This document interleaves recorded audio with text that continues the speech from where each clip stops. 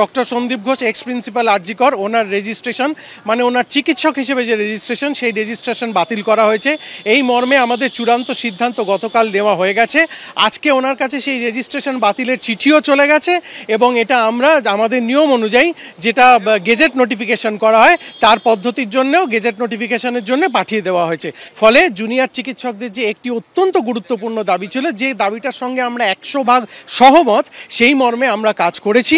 সন্দীপ ঘোষের রেজিস্ট্রেশন আমরা বাতিল করেছি। আমাদের আইন অনুযায়ী ইনফেমাস কন্ডাক্টের যে ধারাটা আছে সেই ধারা বলে কিন্তু ওনার রেজিস্ট্রেশন বাতিলের সিদ্ধান্ত হয়েছে।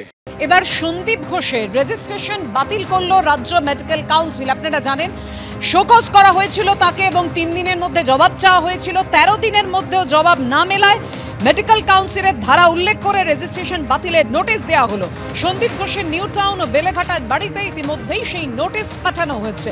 গতকালই সন্দীপ ঘোষের রেজিস্ট্রেশন বাতিলের সিদ্ধান্ত নেয় রাজ্য মেডিকেল কাউন্সিল। আরজিকর মেডিকেলের হাউস স্টাফ আশিস পান্ডে, আরজিকর মেডিকেলের টিএমসিপি নেতা আশিস পান্ডে, মহিলা চিকিৎসকের যেদিন দেহ উদ্ধার হয় অর্থাৎ 9 আগস্ট সল্টলেকের একটি হোটেলে ওঠেন আশিস।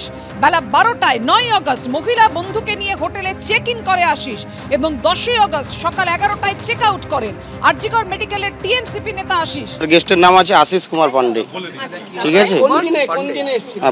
ওটা আছে 9/8/24।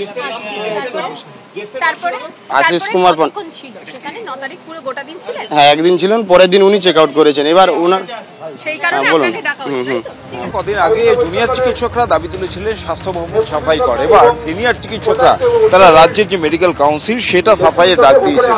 দেখতেই পাচ্ছ প্রচুর সিনিয়র চিকিৎসক তারা কিন্তু এখানে জড়ো হয়েছে জয়েন্ট প্ল্যাটফর্ম অফ ডক্টরসের ডাকে, আইএম এর ডাকে এবং প্রোটেক্ট দ্য ওয়ারিয়ার্সের ডাকে। এই 3টে সংগঠন মিলে কিন্তু সিনিয়র চিকিৎসকদের সংগঠন তারা এই মেডিকেল কাউন্সিলের সামনে তারা এখন অবস্থান করছেন এবং এখানে বিক্ষোভ দেখাচ্ছেন।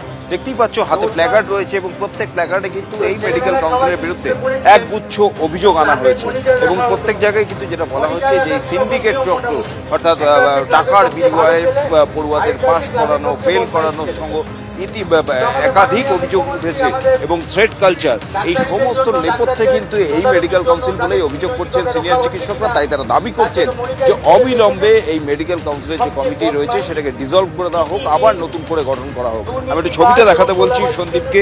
এখানে সমস্ত জায়গা থেকে সিনিয়র চিকিৎসকরা তারা এখানে এসছেন এবং প্রত্যেকেরই কিন্তু একটাই দাবি যে মেডিকেল কাউন্সিল সে তার বিরুদ্ধে একাধিক দুর্নীতির অভিযোগ রয়েছে। সেই কারণে এই মেডিকেল কাউন্সিলের যে কমিটি সেটাকে ডিসলভ করে দেওয়া হোক, সেই দাবিতেই মূলত তারা এখানে। ধন্যবাদ তোমায়।